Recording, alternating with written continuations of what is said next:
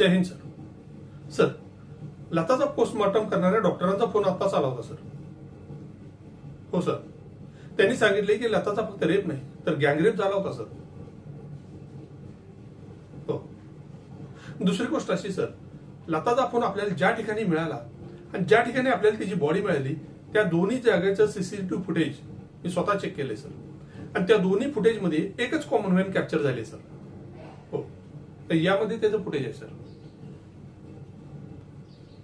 Sir, आता हे बघा, या ठिकाणी आपल्याला तिचा फोन मिळाला आणि ही दुसरी जागा, या ठिकाणी तिची बॉडी आपल्याला मिळाली सर. मी चेक केलंय सगळं सर. त्या व्हॅनचा नंबर प्लेट एकदम फेक आहे सर. हो, याचा अर्थ एकच होऊ शकतं सर, याच व्हॅन मधून पहिला तिला किडनॅप केलं गेलं आणि नंतर तिचा गँगरेप करून मर्डर करून तिची बॉडी डंप केली गेली सर. सर, मी एक काम करतो, लताच्या घरापासून तिच्या कॉलेजपर्यंत गेल्या आठवड्यातलं सगळं सीसीटीव्ही फुटेज आहे ना, मी चेक करतो सर.